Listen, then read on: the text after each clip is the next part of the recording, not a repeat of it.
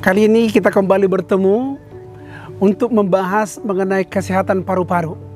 Kita membahas mengenai kematian daripada bosnya Sunda Empire.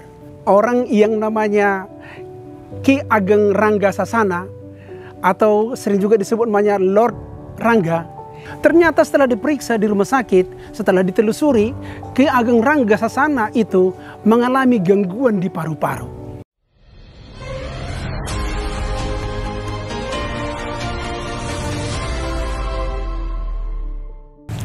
Sahabatku, para agen perubahan yang saya cintai.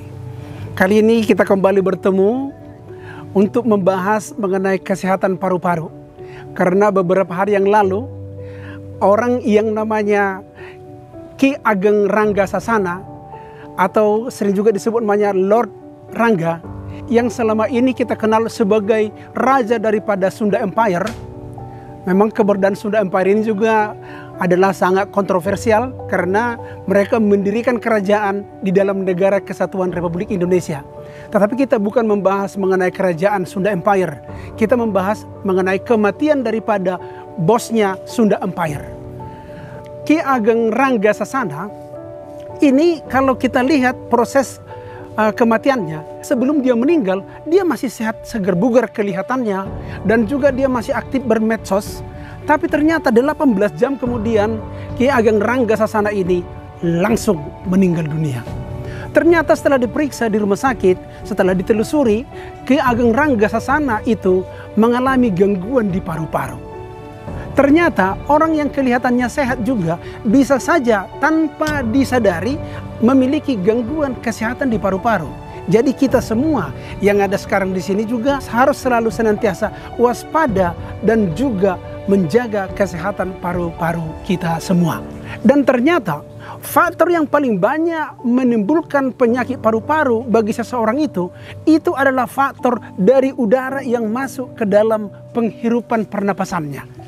Dan ini yang paling berbahaya adalah merokok. Selama ini kita sebenarnya sudah sama-sama tahu bahwa perokok itu atau dampak daripada rokok itu sangat besar berbahaya kepada kesehatan tubuh kita. Dan ternyata kalau dulu kita sering mendengar bahwa perokok itu membahayakan termasuk kepada orang di sekitarnya. Maka ada dulu istilah perokok aktif dan juga ada perokok yang pasif. Ternyata belakangan ini setelah diteliti lebih detail, rupanya dampak daripada asap rokok ini begitu luas kepada orang yang ada di sekitarnya.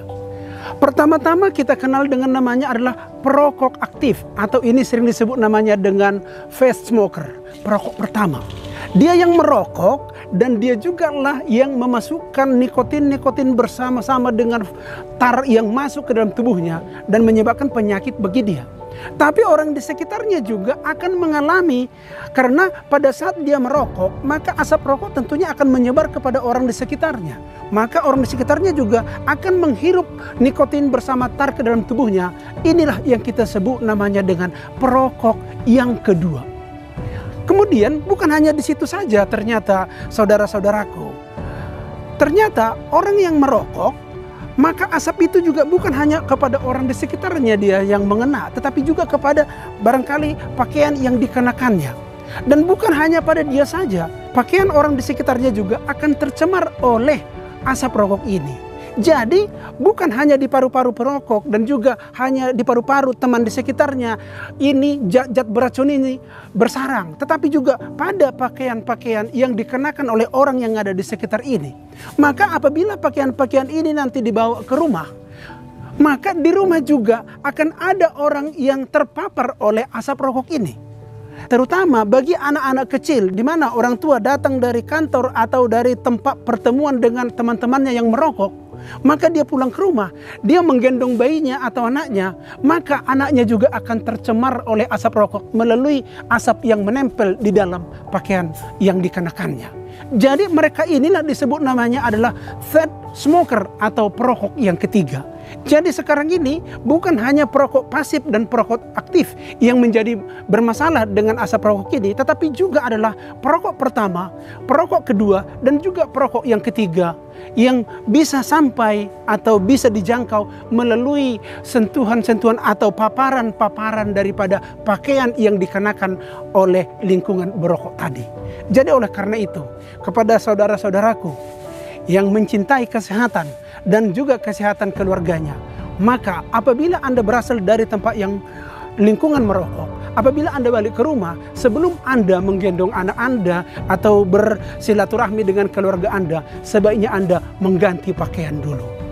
Akhirnya saya mengatakan, kita harus menjaga kesehatan paru-paru kita melalui udara-udara yang masuk dari saluran pernapasan kita. Saya Sortaman Saragi mengucapkan salam agen perubahan, tetap semangat.